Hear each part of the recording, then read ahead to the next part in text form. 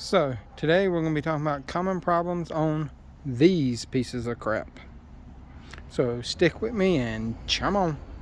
Warning, these are just common problems and issues I encounter in my climate. This does not mean you will encounter all these issues. You may even have different issues due to where you live. As you saw from the intro, we have a first generation LS Vortec SUV, and I'm going to be going over the common issues and problems that you need to be looking for on these trucks and SUVs. Even some cars have them, like the Corvettes have the 5.7, and this will include the 4.8, the 5.3, the 5.7, the 6 liter, and stuff like that that is pre-AFM, which is active fuel management.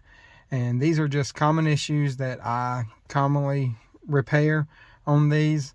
Like I said in the warning, you may encounter other problems along with these, or you may not experience these in your particular climate.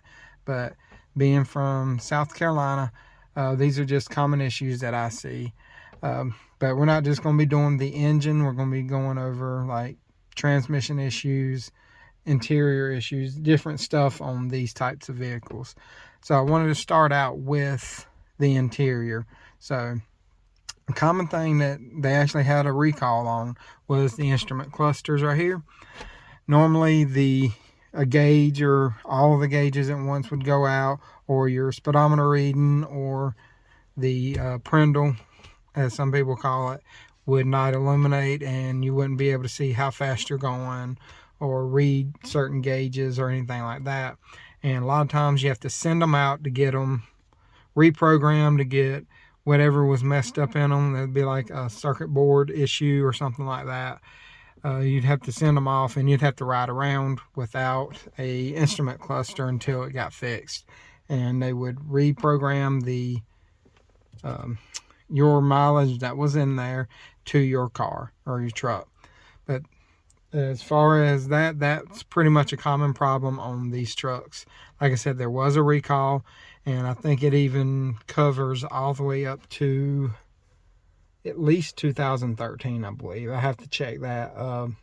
But I know it covers a wide range of stuff from like 2000 and up. And that was a common issue that commonly occurs around here. And I've even seen it on forums and stuff of other places. So we know it's a common thing because GM did a recall on this. Now let's head out to the engine bay, and I can kind of show you some common issues or stuff you need to be looking out for if you're on one of these, if you haven't fixed this yet. All right, let's start off with engine issues. So I'm going to start off on top up here with common engine issues that this engine typically has. I'll start off with upper part oil leaks. You tend to see oil leaks on the valve covers right here, and it's normally around the bottom that's close to the exhaust manifolds, and in the very back here. And then the other oil leak you'll experience is this valley. Hold on, let me get you. One other oil leak you'll experience is this valley cover right here. The gasket will tend to leak, and there's knock sensors in there. And typically whenever you change the valley cover gasket, it's just a good thing to go ahead and do your knock sensors, because a lot of times they will go out too. So while you're in there, you may as well replace those. And most of the time when you go to take them out, it will break the connector just by the way the connectors are, and it's surrounded by heat a lot, so they get real brittle. Then in the back behind the intake, there is an oil pressure sensor, and your cam sensor is located right here on this first gen LS engines, and both of those tend to leak oil around the cam sensor leaks oil around the O-ring. So if you can find an O-ring that fits that and your cam sensor is good, you can just replace the O-ring. But if you want to, you can replace the whole sensor, which is a little bit more expensive, but you can do that if you would like. But the oil pressure sensor, they tend to leak through the sensor into the connector actually, and then it'll run down the engine and run down both sides of the engine most of the time, but I have seen it where it has just done it on the driver's side, but most of the time it comes around and splits and goes down both sides of the engine. And then you have your dipsticks, both of them, transmission and engine. The engine likes to break off right where it goes into the engine. That's because it gets thinner right there and there's a weak point. And with all the engine vibrations, especially if you don't have the bolt in it right here, it will vibrate and bend that to the point where it'll break off. And you have to be careful because it will fall into the oil pan. And if you take your oil pan off and you see that and your dipstick is fine, that means somebody's already replaced it once. And then these transmission dipsticks, I've seen them break in half right where it goes into or bolts up to the back of the engine of the transmission meat. I've seen them where they break right in half right there. And then you have to take it out and try to snake it through there. It's a little bit of a puzzle to get it through there, but you can do it if you just take your time. And now we're going to go to this side. This hose right here goes to your purge valve, which is on top of your intake right here. They tend to throw codes for those fairly regularly, and they're easy to change. They only have one connector and then I think one line, and then it just goes into the intake. They're pretty easy to change. Like I said, I don't think they cost all that much either, but they tend to hang up, especially with all the vapors and stuff coming out, and you can feel them. They'll start ticking and stuff too if they're working properly whenever they open. I have noticed that. You can put your hand on them and feel it. If you have a bidirectional scanner, you can open and close it and feel it activating and deactivating. So while we're on this side, I will show right here. See how there's a bolt missing right there? These LS engines like to break the first and the last bolt off of the exhaust manifolds.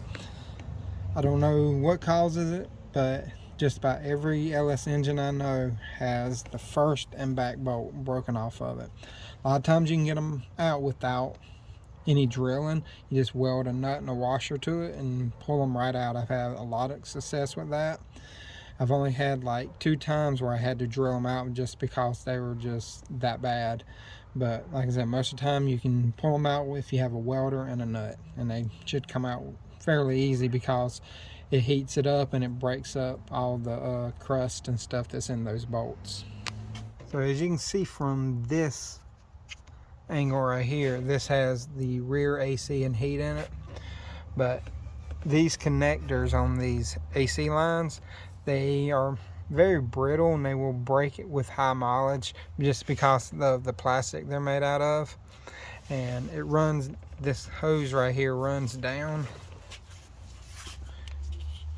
and there's a Y hose right here that runs up to your expansion tank, and this plastic Y fitting right here will crack right in the middle because it is just a metal piece that connects pretty much 3 hoses together. So, and they tend to leak right there. They'll crack right in that split. And then the last thing I would say up on top is these tend to have excessive lifter tick, especially on the first gens. I've always experienced it on the driver's side. This is normally the first place I start hearing it, and it normally doesn't start right away. It normally starts whenever the oil gets heated up and thins out, and you'll just hear it. And a lot of people refer it to as like a machine gun noise, like it'll just be constant tapping. Then the last thing I will go over will be the power steering.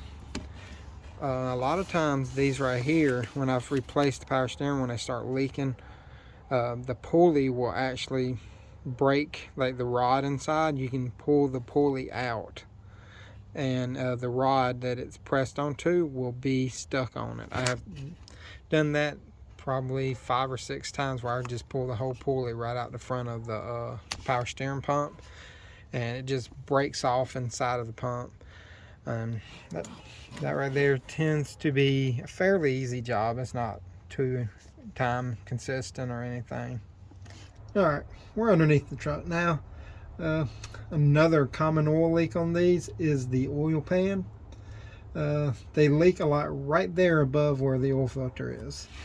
And if you see that little piece sticking out, that's where an oil cooler goes if you have one. There is a gasket in there, and I recommend changing it when you change the oil pan gasket. The reason these leak is because right there where the oil filter goes, there is a little metal piece separate from the main metal body of the gasket, and the rubber between those two pieces tends to get real brittle, and it breaks off and splits, and the oil starts leaking around that. And that's typically the spot I see leaking the most on these oil pans. So if you have a oil pan gasket leak, look there first, and if it's not there, it's pretty much going to be on the front of the oil pan. So the last oil leak I'll go over is the rear main seal. They typically leak around the cover gasket instead of the rear main seal itself. There was a recall, I believe, where there was oil seeping through the rear main cover because it was too porous, and it was actually pushing oil through the cover itself instead of the gasket.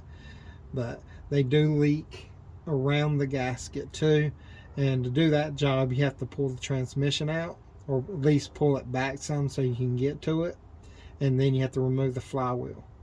And that's pretty much the oil leaks and the engine issues that I've experienced in my climate. So I came back into the truck to talk about the transmission issues, just because this one does have the tow mode button. And on these with the 4L60s, you typically see fourth gear burn up because people are towing something too heavy in overdrive.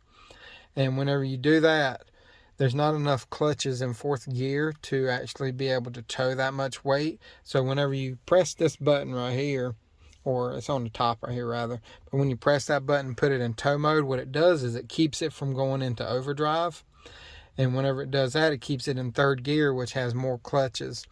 I believe fourth gear only has 3 clutches. Don't hold me to that. It's been a while since I've been inside of a 4L60, but I'm believing it's 3 clutches. But like I said, it keeps it in third gear, which has more pulling power because of the amount of clutches in third gear. But most of the time I'll tear them apart just to see what went wrong with them for people, because most of the time whenever they bring them to me, they, rather than rebuilding them, they'll just get me to replace them, and they normally have the transmission already. But as far as transmissions, like I said, that's just a issue I wanted to go with. Is just to say, if you're going to tow anything, use your tow mode or keep it in third gear just to extend the life of it, and make sure you change your fluid regularly. If you keep on the schedule of changing it every, say, 30,000 miles, and keep doing that. But if you have gone 100,000 miles without ever changing your fluid, it's probably just best just to leave it alone if it's running fine, because once you do, you want to stir up all the stuff that's actually holding the clutches together and keeping all the friction, and you're going to just stir up all the metals and the contamination that's in there, and you actually may hurt the transmission by doing that. So I'm going to end the video here with these common issues that I have experienced. Like I said, these are just southern problems that I have experienced. I know in the north they tend to rust out a lot on the Chevys. But if there's any other issues that you found to be common on this truck, leave them below. Like I said, I just want to help people out if you're going to buy one of these used, what to look for, what to ask for, just to help you make your decision easier and see if anybody's changed it or if they've updated stuff, any of that kind of stuff like that. But like I said, if you have any other comments, concerns, please leave them below. And if you would, please hit that like, subscribe, and notification bell. And until next time, y'all have a great day.